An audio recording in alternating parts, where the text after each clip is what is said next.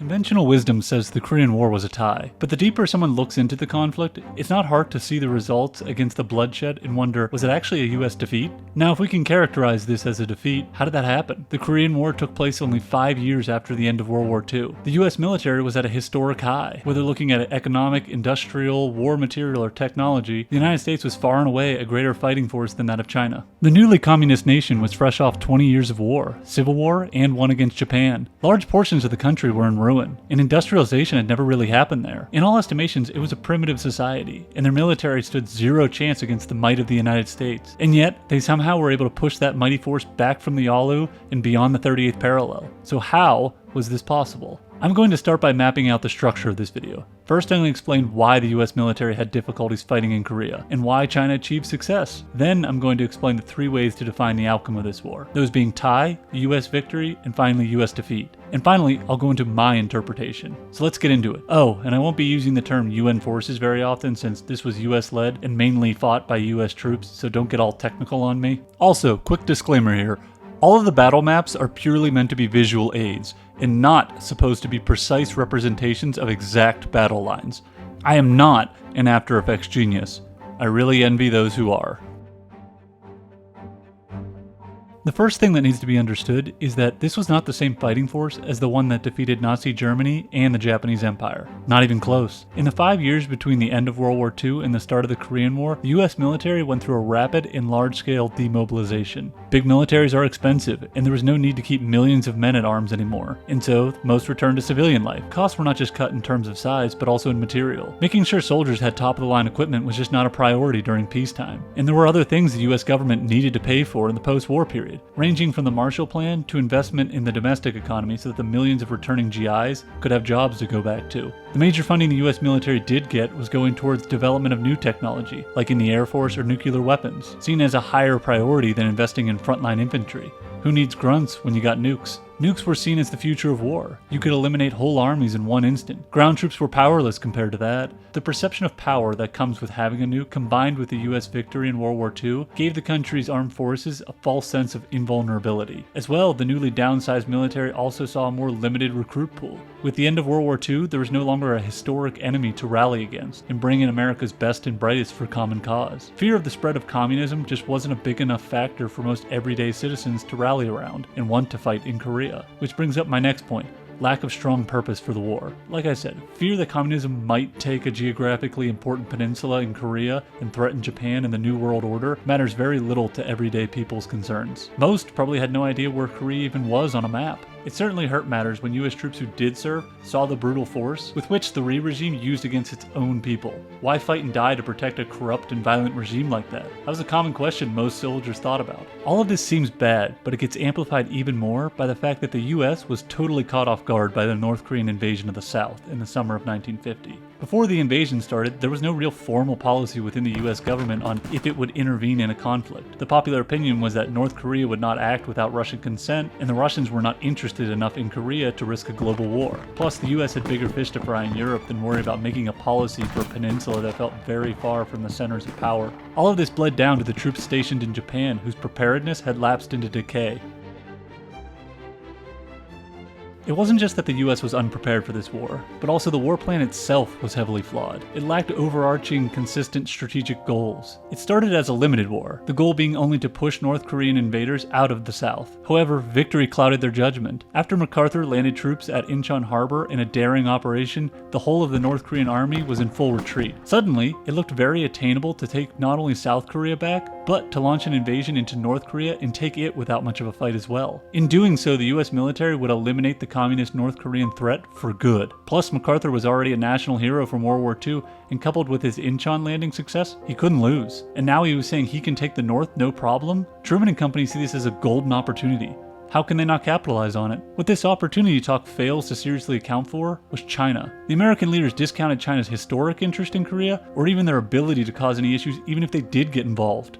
After all, they had a barefoot peasant army, and MacArthur was a legend, with the army that defeated Nazi Germany and Japan. So, just like that, a limited war becomes an unlimited one without much planning. The offensive into the north was anything but careful. Instead, it was a race to the Yalu in order to get home quickly, abandoning such military techniques like strong supply lines or creating organized defense lines, which would set up disaster to come. Now let's take a quick look at the geography of Korea, and in particular, the northern portion. Looking at the map, you can see it is extremely rough. Some 80% of North Korea is composed of mountains and uplands, divided by deep, narrow valleys. Oh, and it gets bitterly cold in the winter. So basically, it's hell on earth, but especially so, it's the worst place imaginable for a modern army to conduct an offensive. There are two real lanes of invasion. The traditional one in the west, which has the wide and flat coastal plains, and there's also a thin one in the east. The problem is that the two invasion routes cannot mutually support each other. The vast mountain ranges in the middle of the country prevent the two campaigns from connecting, making each force isolated in its advance. Fighting in terrain as tough as this is brutal for any military, but it was especially so for the US forces. They were used to the wide open battlefields of Europe, where tanks and support planes can operate on the offensive. However, this kind of terrain favors the defensive. The only offensive that could lead to success in this geography are slow, plodding ones, using infantry to flush out strongholds. Not exactly quick, or the way the US military wants to fight. We can see how this was the wrong conflict at the wrong place at the wrong time for the US. But now let's look at China and how they maximized against American flaws. First and foremost, China is fighting with high motivation. Unlike US forces, they can see this as a direct threat to their existence. Korea is right on their doorstep. As well, it's against a country who supported their rival in the civil war they just won. Oh, and once the Korean War started, the US Navy came to the support of Taiwan, which was where the communist rival faction, the Nationalists, fled to after they lost. American ships blocked any possible invasion by Mao's troops, preventing them from unifying their country. It wasn't just fighting spirit that helped China though, but key fighting strategy as well. The US military was very reliant on technology, using artillery, armor, and planes with precision, which is not how China fought at all. You see, China was not a modern military by any means. They didn't really have tanks or heavy artillery, and what planes they did have came from the Soviet Union. As well, their troops in the field needed very little supplies in order to operate. That made it difficult for the US because they were used to fighting a country like Germany, who has an industrial center you can bomb, or supply lines you can target, or just modern military tactics. China instead used human wave tactics to rush the enemy lines, probing for weaknesses until they found a gap, then exploiting the gap to get behind the main defensive line. They also mitigated US strengths by attacking at night, neutralizing US air and artillery power.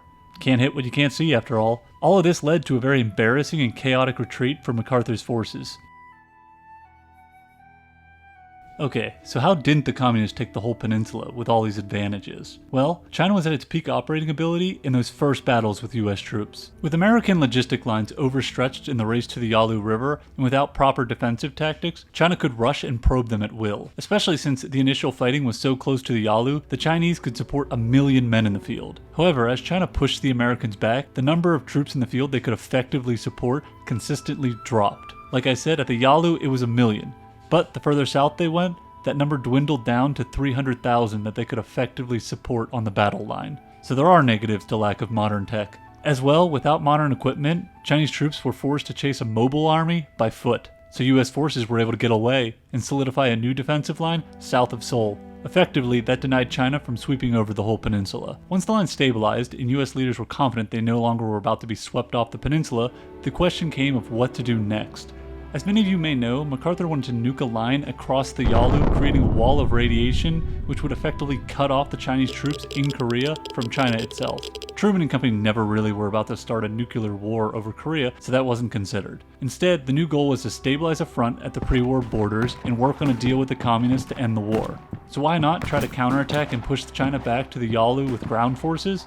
Well, that would have cost a lot in lives and material investment for a country that's people back home had very little interest in this war. So returning to a limited war and avoiding widening it at any cost so that no other global powers would get involved became the game plan. China, for its part, saw victory in its grasp and made the same mistake as US leaders, and attempted several offensives to try and push the US out of Korea to unify the peninsula under communism, but none of them met any real success. So for the next 2 years, it became a slow, prodding stalemate. And it raises the question, who actually won? Or was this really just a tie? Tie. It's pretty easy to see this war as a tie. After all, this is the most common interpretation. The United States and UN forces did accomplish the initial goal of pushing North Korean forces out of South Korea and saving it from communist rule. However, they tried to maximize their gains and they pushed to the Yalu and suffered an embarrassing defeat, being sent back south of Seoul. In the end, they were able to stabilize a line at the 38th parallel, close to the original borders, so neither side really gained any new territory or strategic advantage. Both sides had big victories as well as crushing defeats, so labeling it as a tie only makes logical sense. Win. Okay, now we're getting into the more difficult two interpretations. Granted, not many people hold this view, but here's the logic behind it. If we take the literal interpretation of the pre-war goals to save the land of South Korea from communism, then yes, the war was a success. Even though they didn't save North Korea, that would have just been a bonus, and that never really was a true priority. The real goal was just to save South Korea, and that was done. After all, the domino theory was about stopping the spread of communism to new places. It wasn't focused on confronting communism where it already existed. And in the Korean War, that's exactly what US leaders achieved, stopping the spread of communism to a new land. Just look at South Korea today versus North Korea today. The rough state of affairs of North Korean society could have been the whole peninsula. So, this was a huge victory for the people of South Korea. Loss. Okay, this one's gonna fire some people up. Remember, these aren't my beliefs. I'll share those at the end, so don't get all crazy at me. So here we go. It's too narrow to zone in on only the pre-war goal, because the US leaders did change their definition of victory. They saw an opportunity to take the whole peninsula, and they tried to seize it. No one forced them to change their definition of victory. They could have quit while they were ahead, like George Bush Sr. did in the Gulf War, by not invading Iraq after pushing their forces out of Kuwait.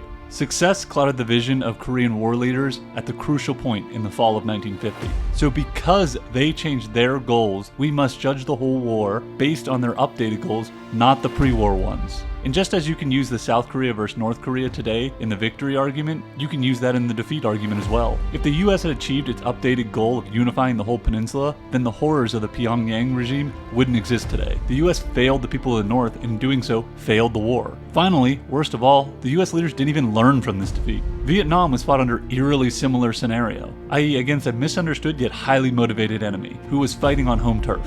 While having no public support at home for the war, and burdening the soldiers with a corrupt regime in South Vietnam to prop up, which further ruins belief in the cause. And ultimately, still relying heavily on modern technology to fight a primitive enemy who didn't fight in the same Western manner or attitude. How you interpret this conflict ultimately comes down to your own personal preferences. For example, if you're a hardcore believer that communism was the ultimate evil and needed to be confronted at each point, then you can make a case that this was a victory. They did preserve the South, and if you're jaded toward US military adventurism, then it's easy to see Korea as the first step in the path of ever more questionable military conflicts, making it a loss. As well, if you're a literal person, you can look at how little the map changed from beginning to end and easily conclude nothing really was altered, so it's a tie. As for me, this conflict has always been difficult to explain or characterize. The United States won it while also losing it. Likewise, China won it, but also they lost it. I find it best to look at the conflict into three separate ones, since the ultimate goals for both sides changed so dramatically so quickly. Conflict number one was the initial summer of 1950 up until the US decided to invade the North. On the UN side, the goal of that conflict was simply to just save South Korea from North Korea and push them back to their pre-war borders. And North Korea's goal was to unify the whole peninsula under their rule. Simple as that, and it clearly was a UN victory and a North Korean defeat. But the conflict changed dramatically from a limited war to an unlimited one when the US altered their primary goal to eliminating communism from the entire peninsula. At that point, China's goal was just to protect its border from having a US-sponsored regime on it. The US emphatically failed their goal when the Chinese pushed them back south of Seoul. Likewise, it was a grand Chinese victory to protect their border and to restore all of North Korea to communism. Then the final conflict was the least glamorous, the fighting for a stalemate. After the reversal at the Yalu, US objectives took another about-face. The amount of investment in men, money, and war material it would take to push the communist forces back to the Yalu just wasn't a price anyone in the US wanted to pay. That is why US leaders pivoted to just trying to secure the pre-war borders again, and working on a negotiated peace with China and North Korea. China, for its goal, saw an opportunity to unify the peninsula under communism, against an enemy who was wavering. All they needed was one big push. From the spring of 1951 until the end of the war in the summer of 1953, UN forces did not attempt any major offensives to push north. China did attempt several offensives south, but nowhere gained a decisive victory. UN forces achieved their goal at the end of 2 bitter years of fighting and China did not achieve any breakthrough. But it's really hard to label this last phase of the war a UN victory and a Chinese defeat, since China didn't really lose any strategic ground. It was a bitter stalemate, which is where the conflict mainly sits today. I guess it makes sense that a war without a real ending is hard to evaluate and come to a firm conclusion about. At the end of the day, it just comes down to one's own personal interpretation and values. I do hope the context I tried to provide helps anyone watching understand why the Korean War was fought the way it was fought, how it ended up the way it ended up, and why people hold certain views about this conflict. See, Joey, that's the beauty of argument. Because if you argue correctly, you're never wrong.